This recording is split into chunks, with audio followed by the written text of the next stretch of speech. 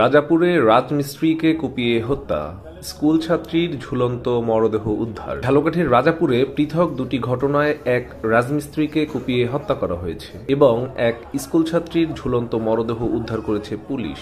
২রা ফেব্রুয়ারি ২০২৫ রোববার সন্ধ্যা 6:45টার দিকে রাজাপুর উপজেলার মঠবাড়ি ইউনিয়নের দক্ষিণ সাউথপুর এলাকায় পূর্ব শত্রুতার জেরে আবুল বাশার ৪৫ নামের এক রাজমিস্ত্রিকে কুপিয়ে হত্যা করেছে প্রতিপক্ষরা। নিহত আবুল বাশার ওই গ্রামের মৃত তানজির আলী হাওলাদারের ছেলে।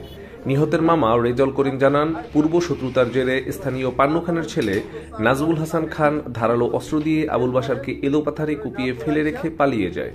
স্থানীয়রা তাকে উদ্ধার করে রাজাপুর স্বাস্থ্য কমপ্লেক্সে নিয়ে গেলে কর্তব্যরত চিকিৎসক তাকে মৃত ঘোষণা করেন। রাজাপুর থানার ওসি ইসমাইল হোসেন জানান, হত্যার ঘটনায় এখনও কাউকে আটক করা সম্ভব হয়নি, তবে জড়িতদের শনাক্ত করে গ্রেপ্তারের চেষ্টা চলছে। এই ঘটনায় আইনগত ব্যবস্থা নেওয়া হবে। একই দিনে উপজেলার গালুয়া ইউনিয়নের দুর্গাপুর গ্রামে এলমা ১৬ নামের এক স্কুল ছাত্রীর ঝুলন্ত মরদেহ উদ্ধার করা হয়েছে।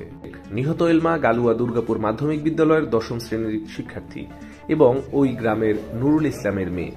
এলমার মা তাহমিনা জানান, পরিবারের সবার অজান্তে নিজ ঘরে গলায় ফাঁস দেয় এলমা। ঝুলন্ত অবস্থায় তাকে দেখতে পেয়ে দ্রুত চিকিৎসার জন্য হাসপাতালে নেওয়া হলে চিকিৎসক তাকে মৃত ঘোষণা করেন। ওসি ইসমাইল হোসেন বলেন, ছাত্রীর মৃত্যুর কারণ নিশ্চিত হওয়া যায়নি। তদন্তের ভিত্তিতে প্রয়োজনীয় আইনগত ব্যবস্থা নেওয়া হবে। রাজাপুরের দুটি মর্মান্তিক ঘটনায় স্থানীয়দের মধ্যে আতঙ্ক ছড়িয়ে পড়েছে। আইন শৃঙ্খলা বাহিনী দোষীদের চিহ্নিত করে দ্রুত ব্যবস্থা নেওয়ার আশ্বাস দিয়েছে। মেহেদী হাসান অনিম, সার্স বিডি নিউজ।